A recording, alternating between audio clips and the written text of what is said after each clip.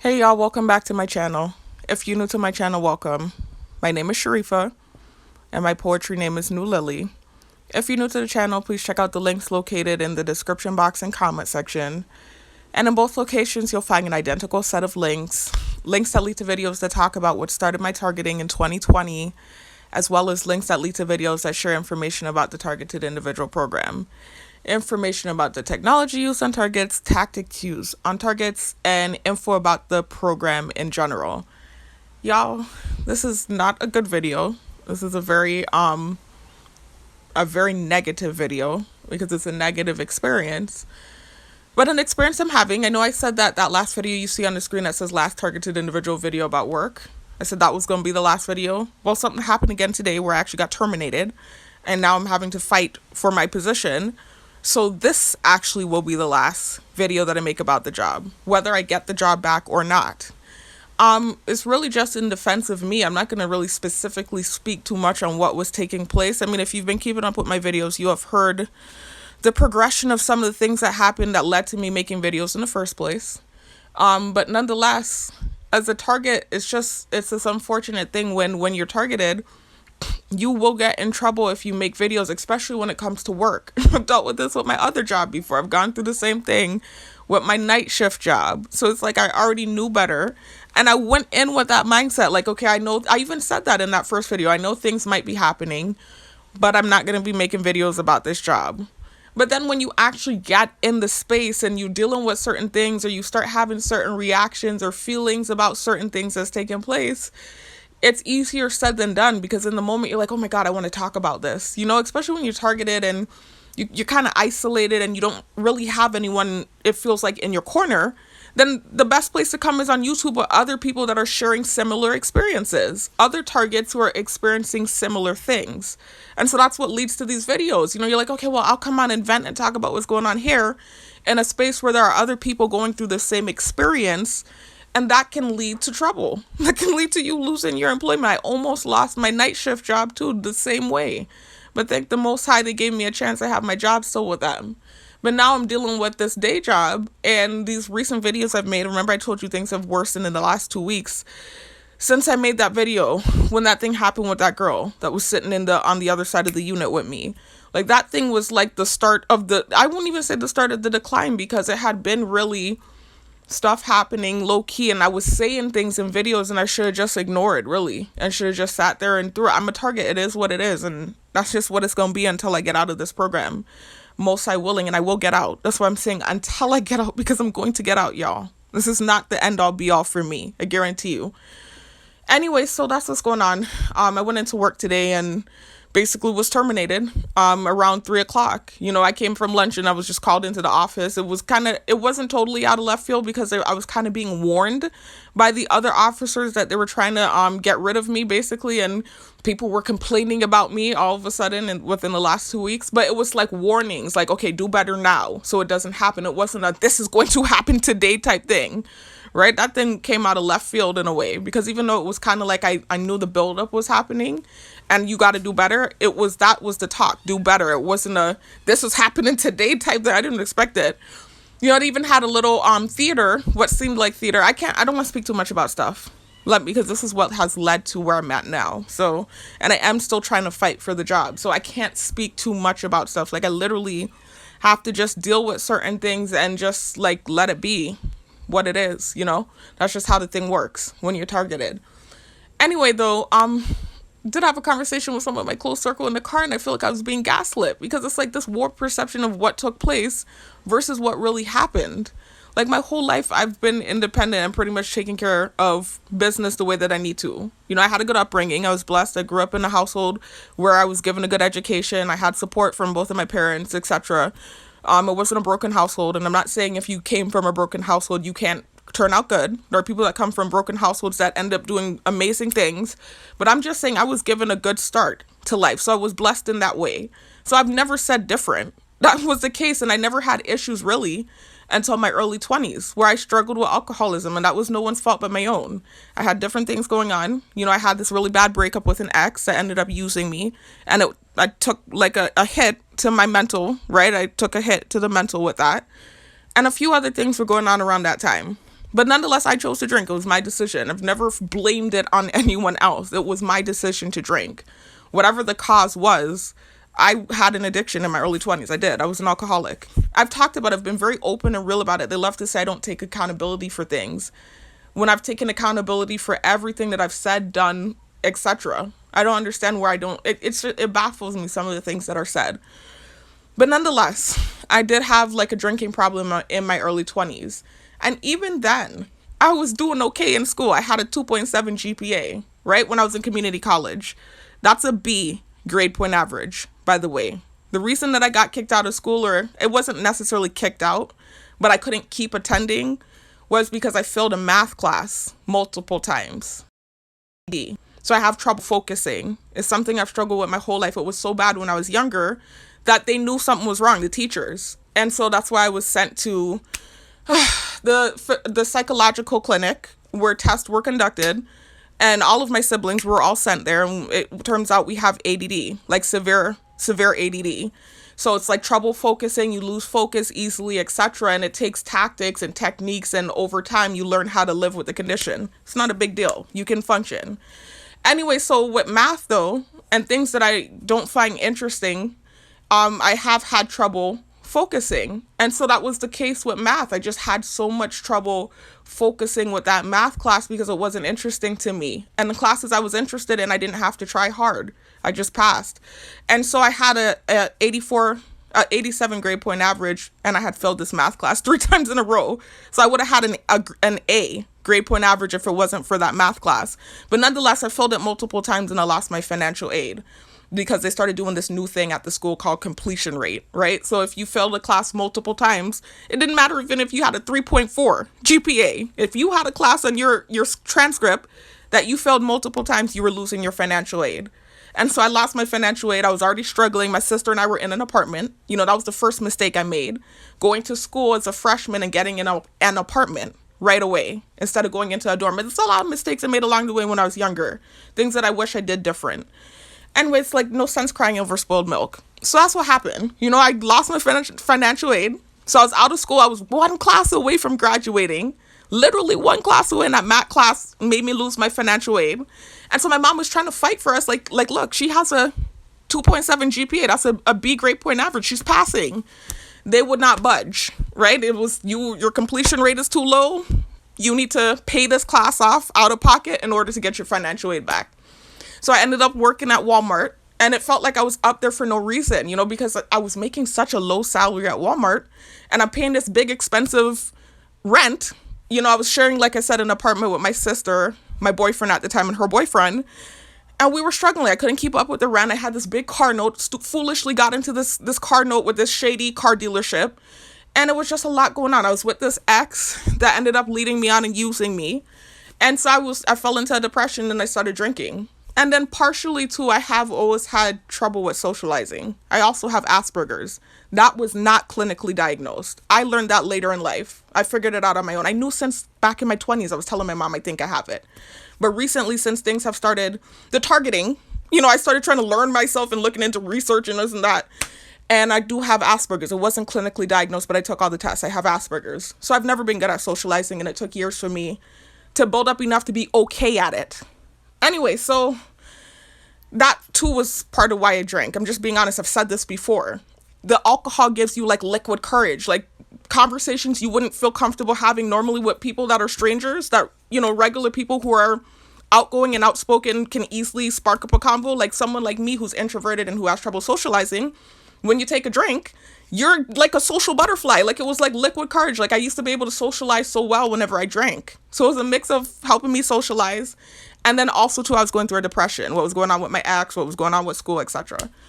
So in my early 20s, I did start drinking. I didn't turn into like a blackout drunk, like real alcoholic rehab type thing until I moved back home.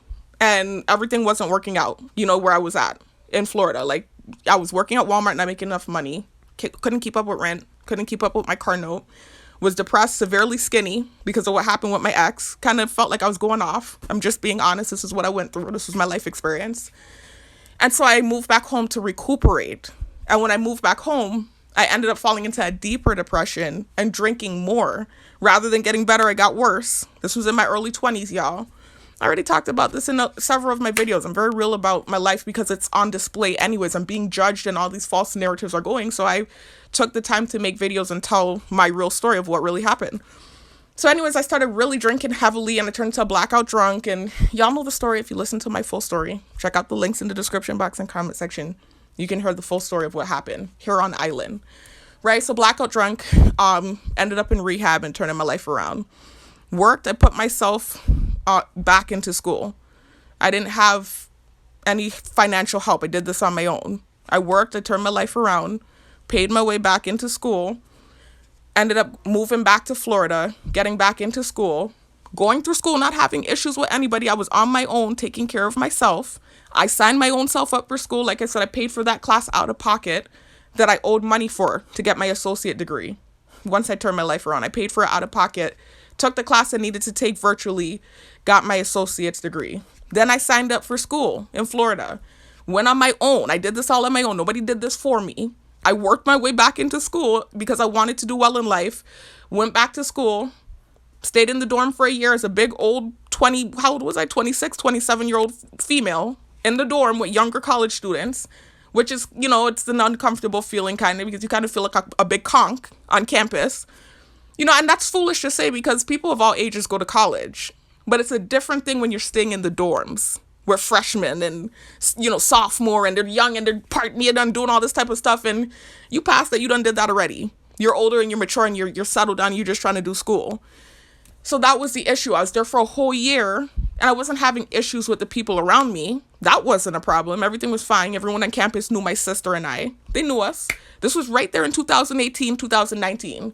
Everyone on campus called us the sisters. They used to ask if we were twins, whatever. But I did well for the first year. I was really buckling down again, taking school serious because I wanted to be successful and I had turned my life around. And stayed up all night long, writing papers, etc. And I had a 3.4 GPA. By the time I graduated with a 3.4 GPA because I worked that hard. I held on a job for 2 years. I was a substitute teacher for Broward County Public Schools. I keep saying this. And I was doing security at night. I didn't have an issue on either of those jobs because I wasn't targeted. I didn't have an issue. I never had an issue with employment prior to my targeting. Anyway, unless you're talking about that period in my early 20s where I was a drunk, because I did have issues with employment there. When I was a blackout drunk, I was working then too. I've always worked. So even when I was a blackout drunk, I was working. So I did have issues. I remember I worked at a resort down here. It was so humiliating when I was a blackout drunk, and I held the job down for a little bit, but I didn't do good there. I was a blackout drunk. But anyways, that resort is actually what helped me pay my way back into school. Even though my performance was lackluster, I was a blackout drunk, and then eventually a functioning alcoholic. But anyways, once I got my life turned around and I was working jobs, it was never an issue. I never had an issues with employment. It was after the targeting started where my employment issues really started, where I was having these shitty ass performances on jobs and not doing well. And you hear other targets talking about this too, because certain things are happening while you're employed, because you are the target, and conversations, directed combos might happen, or people having feelings towards you because they have a preconceived notion about who you are. They might not like you. You said offensive things. And so you come in with that on your shoulder. You're not coming in with a clean slate. You're not coming in as like a new employee for real. You're coming in with this burden and this chip on your shoulder and people not really wanting to work with you, and then you having to shadow people that don't really like you, and it's just rough, man, when you're targeted. So anyways, forgot what I was gonna say though. So after before I graduated though, y'all know the story. I'm just kind of rehashing it a little bit because this convo in the car really bothered me. I wasn't having an issue, like I said, until I started staying in Airbnbs, and it wasn't right away either. After a year of staying in the Airbnbs up in school, when it was like a year before graduating, I decided I wanted my own place. I didn't like the party scene on campus. I didn't mind it. I was young too. I was still young then. I was 27. I still went out, but not the way they were going out. Like when you're a freshman and every night's a party and you just never see because you're just getting out the house. Like I was past that stage, and every night on campus it's like a party going on. I'm like, God, damn, I want quiet, and then I'm working too. I was working, like I said, 2 jobs. So I talked to my mom and she was telling me, okay, well, why don't you try and get an Airbnb. That'd be cheaper than an apartment. So I took her advice. I should have just got an apartment. Is how I feel. I think everything that's happened to me so far, I'm not blaming it on my mom, because they say I blame people for stuff. I'm not. I didn't have to take that advice, and I know she was genuinely trying to give me good advice. I'm just saying, in retrospect, there are little small decisions that I made that I feel like if I had made a different decision, the whole trajectory of my life would have been different. Probably. It's so weird. But anyways, so she told me, why don't you get an Airbnb instead? That'll be cheaper, because South Florida is super expensive. The rent is like, it's crazy. So I listened to her advice, and I started staying in Airbnbs and short-term ones, and I had good ratings. You know, I was staying for a week, sometimes 2 weeks, and constantly moving. And at the time, it wasn't like now, where I have like one little bag of clothes. I had suitcases full of clothes. I had heels. I used to like to dress nice. I had all kinds of stuff. And moving all that stuff every week, every 2 weeks was just too hard, man. I complained it to my mom, like, damn, every week I'm moving, like, this is hard. I even gave away a suitcase of clothes, to Goodwill, because it was just too much stuff that I was having to move every week, every 2 weeks. So anyway, my mom was like, well, why don't you ask one of these people that you're staying in the Airbnb with, why don't you ask them if you could stay with them long term? So I was with this guy, not Colombian. He was Cuban. My ex was Colombian. I know it's a little shocking to you. I was staying with this Cuban guy. And he had several Airbnbs in the South Florida area. Really nice guy. And I said, do you have any long-term Airbnbs I can stay in? He already knew I was a college student. Him and I had already had like a good repertoire. So he was telling me that, yeah, sure. I've done that before for another college student. As a matter of fact, I have an available unit that she used to stay in if you want to stay there. So I said, yeah, sure, whatever. Move my stuff over. And then what happened that I talked about in my full stories. Y'all listen to the full stories. It was a good half a year that I was staying in short-term Airbnbs with no issue, y'all. Mind you, also a whole year that I stayed in the dorms with no issues. It was just I didn't like the party scene. It wasn't until I tried to stay in the long-term Airbnbs that the issue started. And it was literally it was a misunderstanding. Like, I kid you not, it was a misunderstanding. I have an OCD. Everyone in my family can confirm this. Every single person in my family can confirm from childhood I've had this OCD. It's a part of ADD and Asperger's. I know it sounds like an excuse, but it's real. OCD is a major symptom of those two conditions. And one of my OCDs is that I don't like bathrooms. Like, if the bathroom's open, I literally feel like I can't swallow my spit. I feel nauseous. And then it's kind of funny. This is off. I'm not trying to go off on a tangent or have an ADD moment. But I remember my brother kind of confirming that my OCD kind of made a little bit of sense. Because he was talking about this article that he read where it said basically that whenever you flush the toilet, the particles, literally the toilet particles, like the shit particles and the pee particles, excuse my language, floats in the air for a few minutes. And anytime you smell a smell, that's literally the particle of whatever you're smelling going in your nose. So for instance, when you smell nice smelling food, the particles are in the air and that's actually going in your nose. So if the bathroom's open and you smelling shit, the shit particles are going in your nose. Apparently, from this article he read, and it makes sense. So the OCD I have kind of makes sense. I never understood people that go in the bathroom and eat food and drink and touching toilet and not washing hand and putting phone on. I'm sorry, I'm not meaning to go off on a tangent, y'all, but I have OCD bad when it comes to bathrooms. I don't like bathrooms at all. Anyway, so it came into play in this long-term Airbnb. It was a bathroom that had like this sliding door, and I couldn't close all the way, and it was right next to the door, the connecting door to the neighboring Airbnb. Now these two units, my unit and the neighboring unit that had a connecting door, was connected to a main house. And it was in a neighborhood where the houses were very close together, similar to the neighborhood I'm living in now. It was broad daylight when the incident occurred. So I'm not realistically going to try to get into your room in broad daylight when there's a house full of people connected to our unit. So I don't even know why they would think whatever it was that they thought. But they heard what they heard, right? I was trying to block up the bathroom door. And before I did the stupid shit too, I actually called my mom and I was complaining to her about the bathroom. And she said, okay, well, why don't you just ask him to move you to the next unit? I'm like, nah, I don't feel like moving again. I had done settle in. I had done fall in love with the unit. It was nice. Aside from that bathroom issue, everything was what I wanted. Even the location was right next to my school. I was like, nah, I'm good. I'll just stuff up because I have been doing that. My sister just recently talked about this in one of the short-term Airbnbs. There was a bathroom that was similar that I did the same thing when I blocked up the door. I had even bought like little thumbtacks and tape. And I taped like this tarp over the bathroom. And when they came in, they were cracking up. at the contraption I had over the bathroom. So this is the life I've lived. Any dude that has ever dated me, they know about the bathroom thing. They know to close the door when they go in the bathroom. Like, it's just a thing with me. I didn't know it would change the whole trajectory of my life, this damn OCD. Because that was literally a trickle effect. It was started in that Airbnb, then it led to the next Airbnb, what happened, then the next one, then I came home, sent the text, because I felt like similar things were happening in the hallway that had been happening to me for half a year in those 3 prior Airbnbs I stayed in. It's a long story, y'all. Check out my videos and listen to my story. I'm just rehashing what happened because I feel like this like warped perception of what took place is happening, where it's like you think I just, like, it's almost like it's being projected that I just randomly attacked my family and started making crazy videos about them. That's not what happened. Literally, it was a misunderstanding. I had turned my life around. For years, I was working stable jobs, teaching positions. I went back to school to get my bachelor's degree. So, hence the reason I graduated with a 3.4 GPA.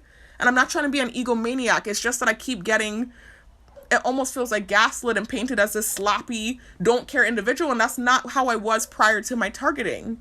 You're getting targeted, Sharifa, versus what I was prior to my targeting. Anyway, so, and my, like, they know what was going on. They were even trying to get me to motivate my younger sister. I don't want to talk people business in my videos, but they were trying to get me to motivate my younger siblings because I was doing so well in school and I was doing what I was supposed to do. Anyway, so, and working 2 jobs and holding down the 2 jobs. I was doing so well at the security job I was working at.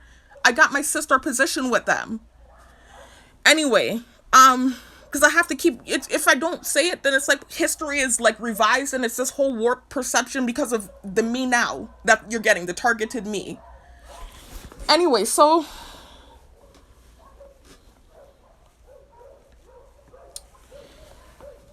anyways, y'all, I forgot what I was saying though.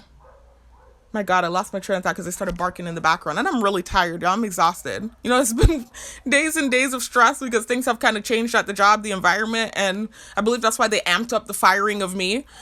Because things had gotten kind of like awkward at the job ever since whatever. But it's not something that I started. I did not start it. Anyway, so I'm going to talk about what happened. What I did do, though, was make videos, which makes things more awkward. I should have just ignored whatever it was that was going on. Like that day when I was in the unit with the guy with the beard, before I made the videos and he was saying all that horrible stuff, directed convo and cracking up, I should have just stayed quiet and not made videos. When all of these different little things were happening, I should have just stayed quiet and not made videos and I wouldn't have lost. They, even with the technology, kept sending me stuff like, you should have known it was too good to be true. They even sent me another video, they hired you just to tease you. Like, these are the stuff they're sending with the technology, clowning off of whatever it is that's taking place at the job. Anyway, so I forgot what I was gonna say though. Shit, I forgot what I was saying. It's ADD and I'm tired, y'all. Focus, Sharifa, focus. What was it that I was saying? Focus. I was talking about what led, oh my God. Completely lost focus, y'all, I'm telling you. Anyway, it's a lot when you're under a lot of stress. I was so sick day before yesterday, y'all. Just high stress and whatever else. My head was like splitting headache, and I actually even like had diarrhea and stuff, and I was throwing up. Like, it was coming from both ends. Like, the stress was that high. Anyway, I forgot what I was saying though. So yeah, talking about what happened in these Airbnbs, y'all. So anyway, so that was what it was that started it, really, the craziness. That was where it was. It wasn't like years and years of me accusing people, because what they're doing is they're tying the thing that happened with that guy, the cyberstalking, cyberbullying situation. They're taking their own personal feelings about that specific isolated situation and tying it to this situation. It's completely isolated, separate incidents, and nothing in between occurred. It wasn't like years and years of me making accusations. It was that one isolated incident with that guy. And what that was me having come out of a bad... I have to understand, when I was talking to that guy, the guy for the cyberstalking, cyberbullying situation that also plays a big role in my targeting, or some of the, I guess, sensitization that I get in my targeting. You have to understand, with that guy, he talked to me while I was talking to my ex. Like, all while the thing was happening with my ex, I had just started meeting him. He wrote me on Instagram. That's how him and I started talking. I don't want to bring him up again, but I'm just trying to explain to you why it seems like I'm this person that bears false witness all the time when it's not.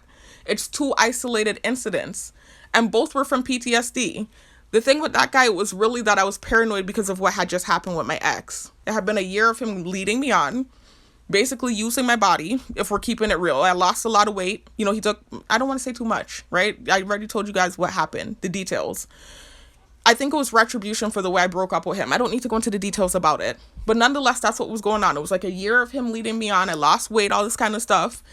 And so then I started talking to this guy on Instagram and I didn't trust him because I had just got on this bad situation. I was still reeling from when the dude met me in person, in real life, the guy from Instagram, the cyber stalking, cyberbullying guy. I was skinny and emaciated from what had happened with my ex. It was all around the same time. And so he kind of got the brunt of whatever emotions I was feeling towards my ex. That's really what that was. And it turned into this horrible situation for me. And it seemed like I was just this raging bitch that was accusing him of this and that. And it was really just him, unfortunately, taking the brunt of whatever had happened in my prior relationship that he kind of came at the tail end of. He was a rebound, if I'm keeping it real. No disrespect to him, and that's what that was, if I'm being honest with you. And so he got the retribution of whatever my ex did to me. That's what it was. And then it turned into this big thing because I just seemed like this raging bitch that just went off on this guy.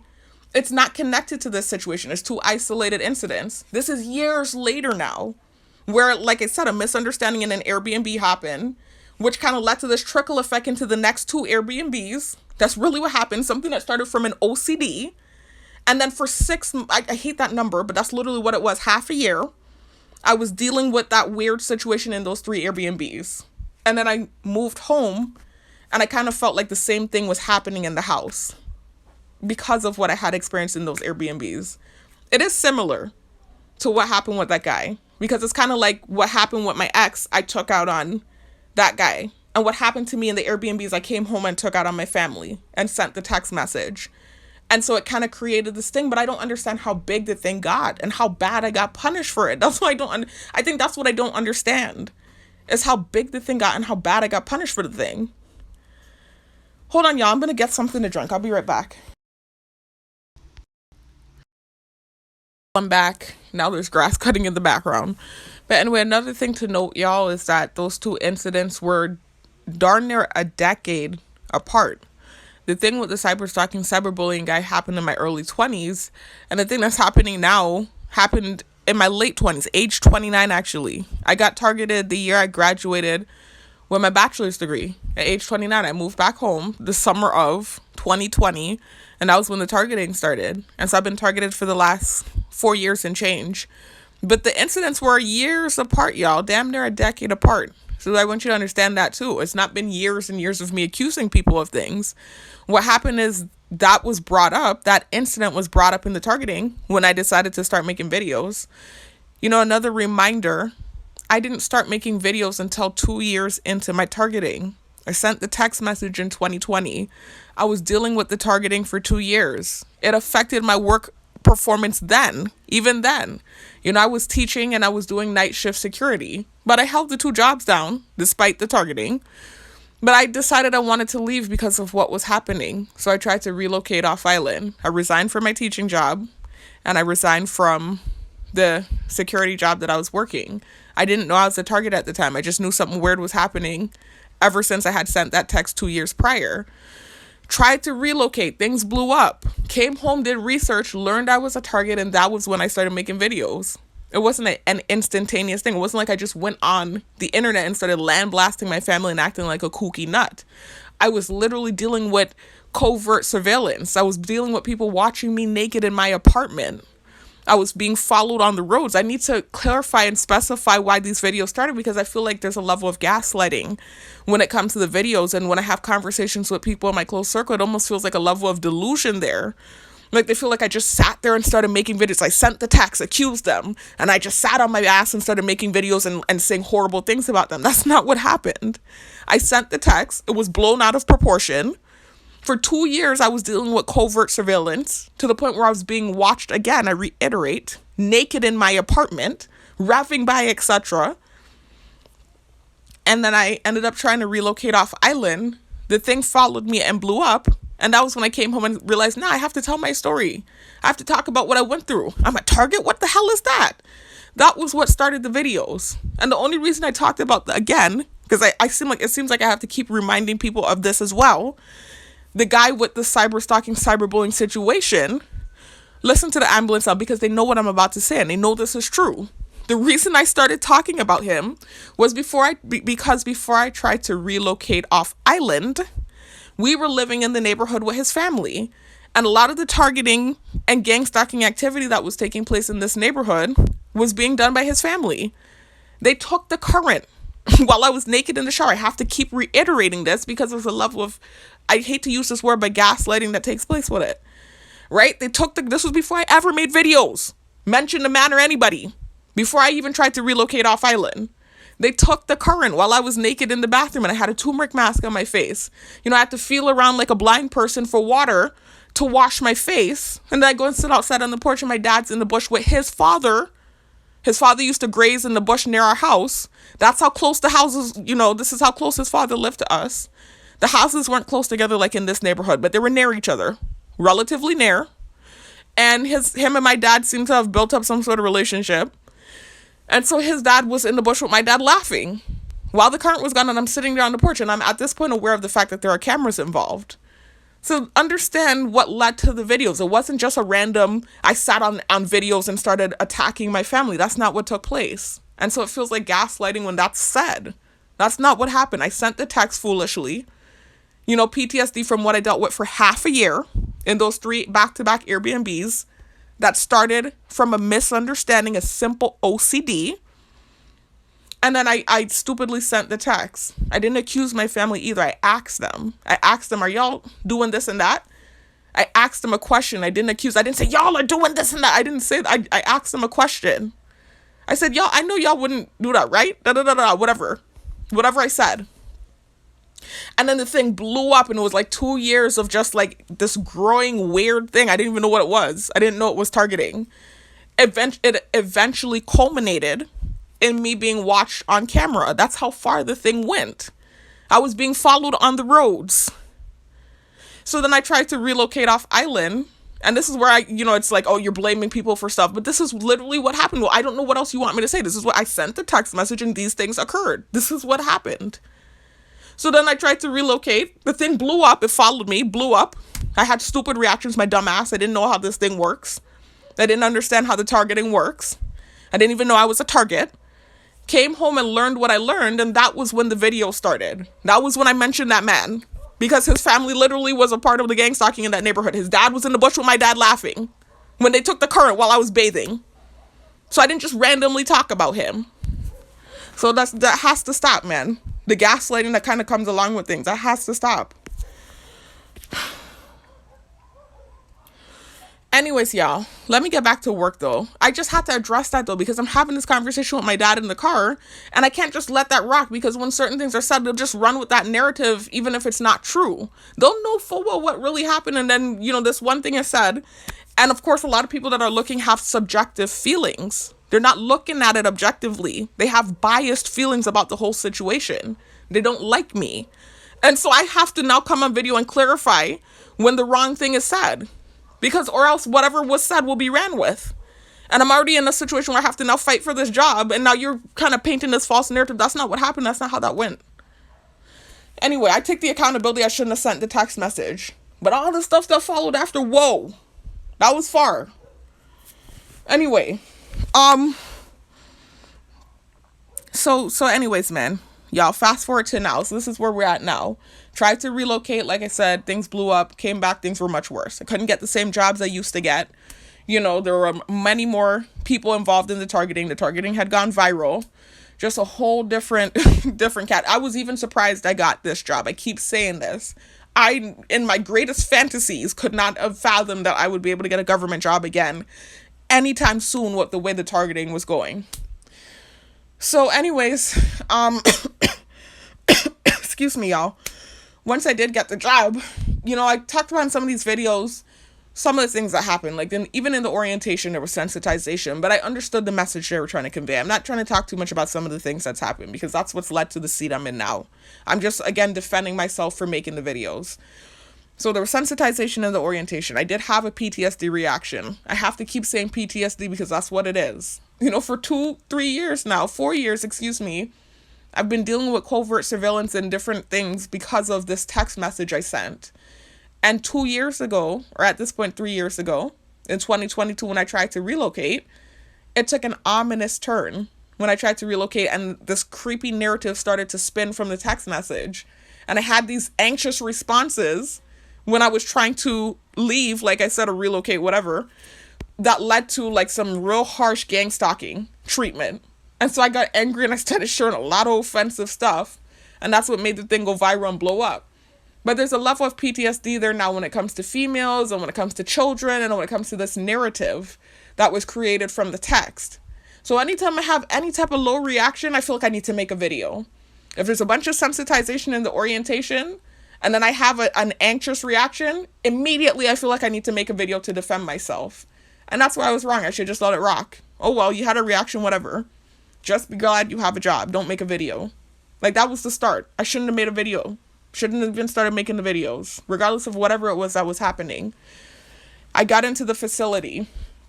The first week, I already said, I don't want to say too much again, because I'm kind of now redoing what I already did. That first week was rough, man. Like, as I'm going to say, it was rough. There was a lot of directed convo, and, you know, I could tell I wasn't liked, and, you know, I didn't necessarily want to train with me, and, you know, it took a couple weeks of me pushing through for it to get a little bit better, and it did get a little bit better. But it still has always kind of been this thing where I can tell, you know, that there are feelings there. I can tell. But it's really the directed convo that led to the recent videos that kind of landed me in the seat that I'm in now. Directed convo where like really harsh, mean, horrible things are being said. I'm like, what did I do to this person? You're trying to figure out what did I say along the targeting that offended this specific officer that's making them say the things they're saying. Excuse me. But I shouldn't have made videos about it. Even the day with that dude with the big beard, I was saying all those horrible things. I shouldn't have made a video about that. I shouldn't have made videos about it. So anyway, that's what this video is about, y'all. Just giving y'all an update about work. Letting you know that I have to fight for the job. I'll keep you updated. Whatever happens, I'm going to keep you updated. This is a channel of a targeted individual. So I'm going to keep you updated with everything that's going on along the way. I'm still planning to go and try and get my master's degree. Whether I keep the job or not, I'm praying I can keep it. But whatever happens, that was the intention anyway, right? To get the master's degree, and eventually, way down the line, not anytime soon, I do eventually want to switch into the seat of psychologist. But still, I wanted to do it with the borough. I wanted to work with prisoners because I feel like that's where the highest incidence of mental illness is. I feel like there is a lack of... I was even speaking to a lady that came into the facility the other day, and she was telling me that that's lacking down here, like mental health awareness and mental health help. That's the field I want to get into. I really do. I'm genuinely interested in that. And, you know, obviously, like I said, I plan to do corrections for a while, more than the 3 years that they told me I'm required to do. But somewhere down along the line, like maybe 6 to 7 years from now, if the most I spares my life, I would like to move into the seat of psychologist and work with inmates on that level. That's truly what I want to do. I'm being honest. And so my plan was already to go back and get my master's degree, whether I kept the job or not. Of course, I wanted to keep the job. That's the plan regardless. So I'm going to keep y'all updated on whatever happens. Whatever the Most High has planned for me is the way that I'm going to roll with it, right? I done lost so much stuff, y'all. I done been through so much. This is just another thing that I'm just dealing with. I'm just keeping y'all updated. But anyways, I just had to defend myself about the videos because the way it's spinning, it's almost like similar to the convo I had with my dad where, excuse me, I don't mean to say the family member, where it's kind of like he's saying it like I just sat there and started making videos, like things weren't happening that led to the videos. Like there were literally things happening that led to me making these videos. I didn't just sit there and start making videos about my coworkers. But nonetheless, it is a working space. I know that they're privy to the videos I'm making. Obviously, there are some sort of emotions towards me. Maybe it's something offensive I said along the way during my targeting. It's reactive abuse. But nonetheless, I take accountability because I said it. Whatever it is I said that might have offended that specific coworker. And so if they're doing a little directed convo or they seem like they don't necessarily care to work with me, oh well, I shouldn't have made a video about it. Because they can see it and everyone can see it. And that just led to more problems for me. In addition to the fact that then I'm drawing and doodling at work. Which, again, I take full accountability for that one. That one, that's just completely inexcusable. It's really just feeling awkward if I'm being real. You know, the coworker already knows the job. So they're on the computer, but they know the job already. I'm the one that's sitting there trying to learn the position. So unfortunately, that's just part of the position. I have to sit there for hours on end. That's the job. That's what the job is. And I have to stare and monitor and, Specifically with me, what feels awkward about it is that I know I'm being stared at by all these people. Even when I go to lunch, I can hear the ref campaign in the road and stuff. So it's not even just a regular circumstance where it's just like, okay, you're the newbie, so come on, just chill, and maybe when you get in the actual position you can do other stuff, but for now, keep your head up. It's like I know I'm being stared at by all these people. My thoughts are being projected, so sometimes stuff is ticking in my head, so it feels easier to doodle rather than sit up awkwardly while all these cameras are on me and everyone on island is staring at me. That's really what it is. It feels awkward just sitting there staring. But that's the position, and that's what they told me, and I was fortunate enough to get the job with my awkward circumstances. So it is what it is. It's the awkward phase of the job, of the hiring process, the cadet part. It's the awkward phase that I had to get through, and I didn't get through it. I didn't get through it. I was doodling, and I didn't get through it. So I'm going to try to fight for it, because I did mess up there. I messed up. I messed up there. I shouldn't have been drawing, period. So if they do give me a chance, I already said this. First of all, I'm gonna be just at this point, after I ask the officers, is there anything I can do to help? When they tell me no, because that's typically what they tell me. At that point, when we're sitting and we've already done our rounds, I'm gonna get up and I'm gonna go stand outside of the unit and stand by the door. I might even put my chair there, and I'm literally going to stare at the cells. This is what I'm gonna do at this point, because that's how I have to cover myself, because I don't want it to be reported that I'm not doing what I'm supposed to do. When I ask you, can I help you? You say, no, not right now. And then you go back and say, I'm not doing what I'm supposed to do. So at this point now, I feel like I need to really just, if they do give me a chance, let the cameras see me doing this, push my chair up to the door and stare at the cells until it's time for me to go home, because I do want the job and I'm willing to do that. And then also too, with the late thing, that's also my fault. There's no excuse. I don't have a car. I'm working on getting one right now, but it's also tiredness. I work the night shift, and then I do this thing where I lay down for an hour, and then I get up 40 minutes before I'm supposed to be to work, and it's not working. I'm getting there late. It's not working. So at this point now, I kind of came to the conclusion, when I get in from work, I'm gonna get ready. I'll lay down until my mom is leaving to go to work, and let her drop me on the way. So likely I'll just be getting there super early. I'm supposed to be there at 8. My mom typically leaves the house at 7. I'll probably be getting down there at 7:20. But that's how I'm going to have to do it if they give me a chance, just so I'm not coming in late. Actually, I should be getting a car, so hopefully I won't have to do all of that. But the point is, this thing I've been doing with trying to get there and lay down for an hour is just not working. I'm getting there late. So it's those two things that were completely my fault. It's no excuse. I messed up. I shouldn't have been drawing. Shouldn't be getting there late. The thing with the videos, I shouldn't have done them, but it wasn't me just sitting there. I'm just keeping around. I'm going to stand my ground with that one. I shouldn't have been making the videos, but I didn't just start making videos randomly. I didn't just go in there and choose to make videos about coworkers. Literally directed convo and certain things were happening, and I made videos talking about it. And I shouldn't have done that, because that creates an awkward work environment. It really makes it awkward. They're just, because they're seeing the videos that I'm creating. Oh, so anyways, y'all, that's the update. I just want to apologize to my coworkers for making videos. And I guess leading to them eventually rallying together to get rid of me. I won't make the videos anymore. Whatever if there is directed convo or anything of the sort happening, I'm going to just ignore it. It's not happening. And typically at this point now, I kind of came to the conclusion that if they put me at a unit, I don't think I'm going to sit up underneath the officer. I think I'm going to take my chair, roll it to the door, the gate, and I think I'm going to sit there by the gate and stare at all the cells until it's time for lunch. And so I think that's how I'm going to move if they give me a chance. Anyway, y'all, so that's just an update about what's going on. Whatever it is, I'm going to call the director tomorrow and see what happens, and whatever happens, I'm going to keep you all updated. I am supposed to be getting a car though, y'all. Most I spare my life. If whatever works out, whether it's I get my job back or I start doing more hours at my night shift so I can pay my dad back for the car, I'm going to pay him back for the car. So I should have a car at least. I should be able to start my master's courses during the daytime. I was going to do online classes. I might be able to do in person if things with the job don't work out. I'm praying it does. I'm not trying to speak negativity in the air. I do want it to work out. That's the intention. But whatever happens, whatever the Most High has planned for me, whatever direction my life goes in, I'm not stressing it. I'm really not, y'all. I done been through too much. Sorry, y'all. I'm hearing something outside. Hold on a second.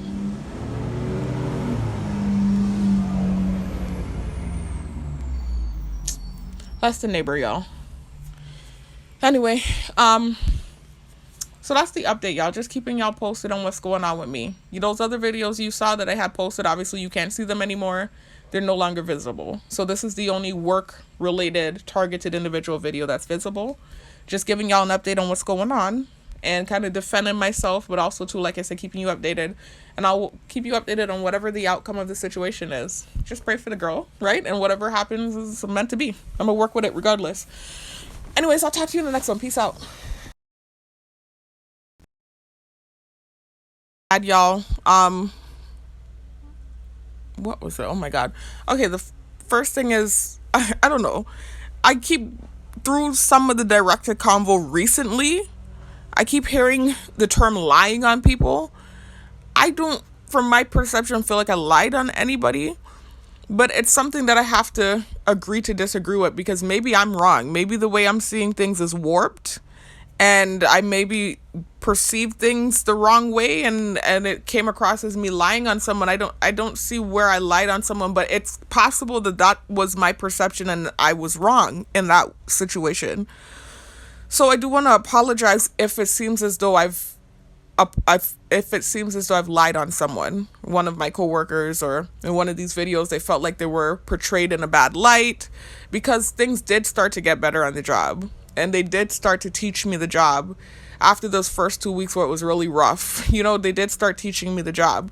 Like I said, things didn't really kind of hit the fan until 2 weeks ago when I sat with that coworker that had the big beard, where he literally, I didn't lie on him. He was literally saying a lot of directed combo, mean stuff. And then also the thing with that other coworker, maybe that was a misperception on my part. Maybe it was a coincidence that when I came in, she had said that thing on the phone. Maybe it wasn't for me. It's just, I'm so used to directed convo, and she kind of trailed off.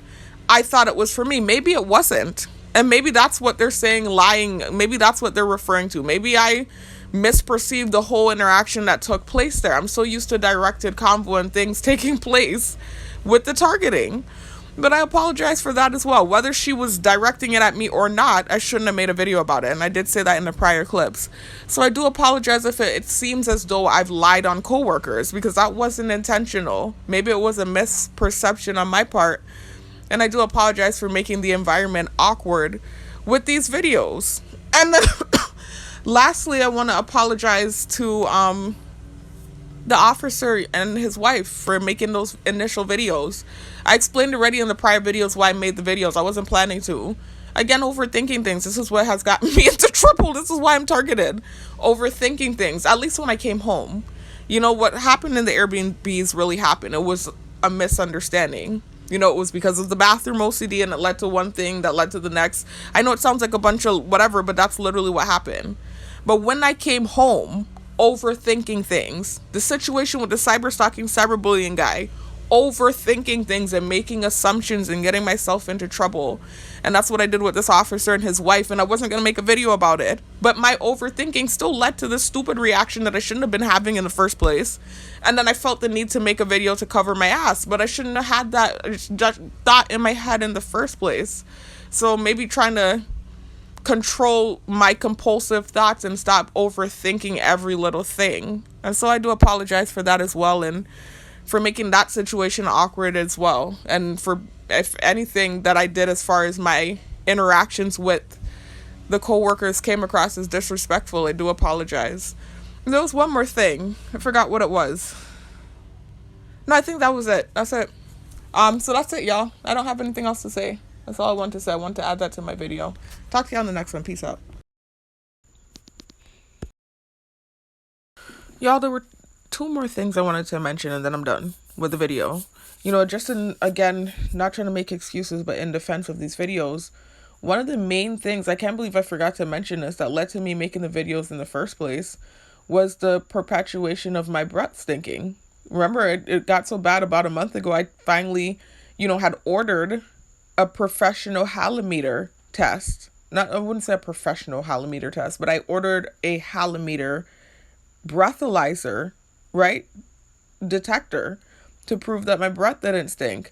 But that was something that stayed consistent even when things had gotten a little bit better with the coworkers, right? And they had started at least teaching me the job and working with me. It wasn't as harsh of a treatment as those first 2 weeks when I had first gotten, where I was like, dang, how am I going to get through this? I got to really, they opened up a little more instead of working with me, but I could still tell, like I said, that a lot of them didn't necessarily care for me. One of the consistent things that was happening that led to the videos was them, you know, perpetuating this narrative that my breath stunk, and like I'm asking questions about the job and they're holding their head like my breath is so bad and unbearable and holding their nose, and I'm wearing a thick ass mask. And that was what led to me ordering the halometer test. But before I ordered the test, I made videos about that, defending myself and talking about the fact that, I'm doing all of these different things to clean my mouth and I know my breath doesn't stink.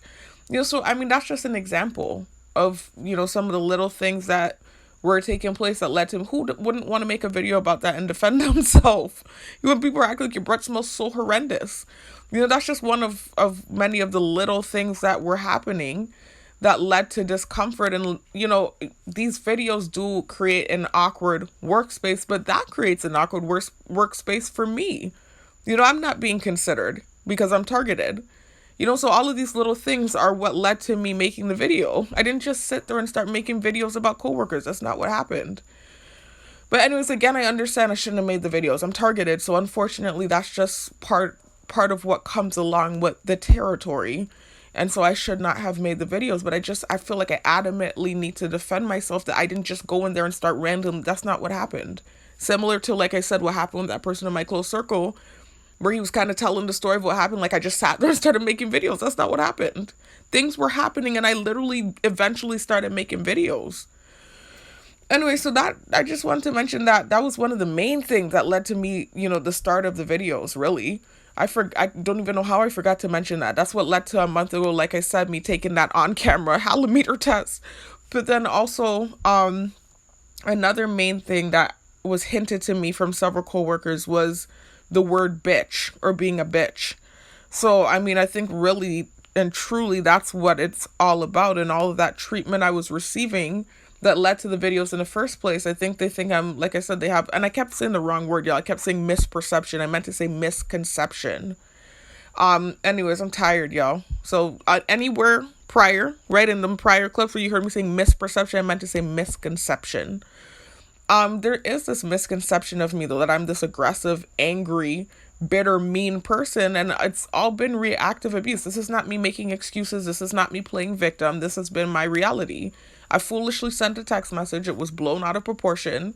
I started receiving some heinous treatment here on island for 2 years straight. It led to surveillance, to me being watched on camera. That's how far it went. People following me in vehicles on the road. And so I tried to relocate off island. The thing followed me. I had, again, more stupid, angry reactions, and it blew up. And so that's where this perception of me being this mean, angry person comes from, or this bitch, quote unquote bitch. And so even while working the job, outside of the job, I'm being watched 24/7. So these interactions in the gym, these recent months where I've had these horrible reactions, even in the gym, those were reactions, reactive abuse reactions as well, but I can control it. I went to the gym here tonight, right? And, like there were some, Hispanic guys in there. I could tell, I don't want to bear false witness, so I'm going to be careful. I don't know for sure that they were gang stalkers, but I definitely got the vibe that they were gang stalkers. Like I almost want to say like 99.999% sure that they were gang stalkers, but I don't want to bear false witness. I'm very careful about that. But even them coming and working out in front of the mirror when I'm working out in front of the mirror, or using the machine that, everyone knows I use next after the leg extension machine, the squat machine, hopping on that, just little small things that typical me would act annoyed about. I purposely didn't act annoyed. I'm controlling myself now. But even more specifically, like that night when those guys came in and they were being real direct with the gang stalking, saying horrible, mean things, similar to what kind of was happening at work sometimes, directed convo with things directed at you, mean things, and using words like, like shit and looks like shit and that type of stuff, and so then you have a reaction, an angry reaction. I wasn't having an angry reaction at work. Instead, I made videos foolishly. But in the gym, I'm just giving you an example, or at the grocery store, that's where the angry reactions come from.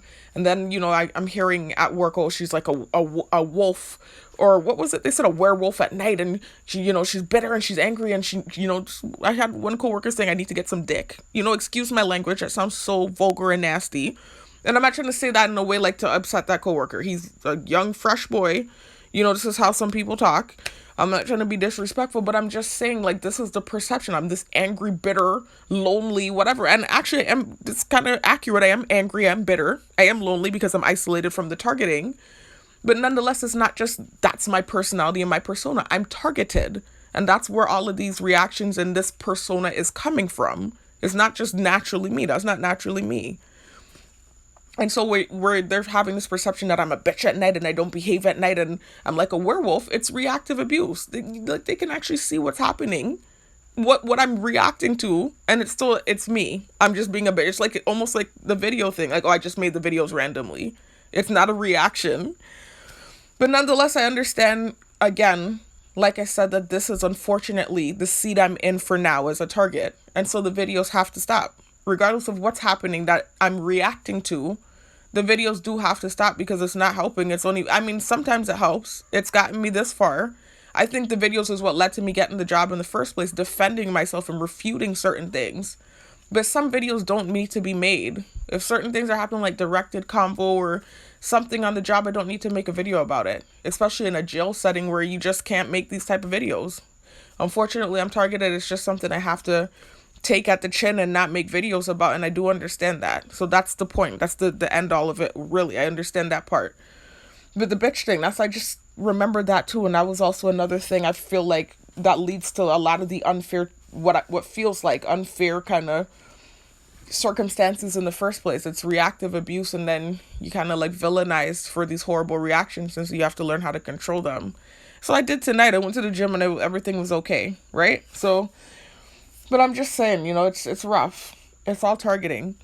I've had other targets talk about this, how hard it is to maintain employment because of your specific circumstances, and then you have a poor work performance, and then it's, oh, you're not taking accountability, you're making excuses, you're a shitty worker, when you have a past of not being a shitty worker and things are really happening.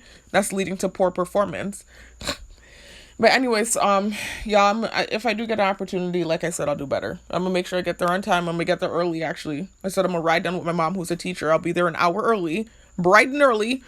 I'm saying that sarcastically, but I really mean that. And then as far as the circumstances with being stared at and my thoughts being projected, I mean, that's just what's happening. I'm targeted. So I just have to, it's kind of like a part of the burden or the punishment until this ends. And so I do have to work, and so I'm going to have to work with those circumstances, and I can't doodle because of discomfort. So I'm going to push myself up. Not only am I going to ask the coworkers, is there anything I can do to help you?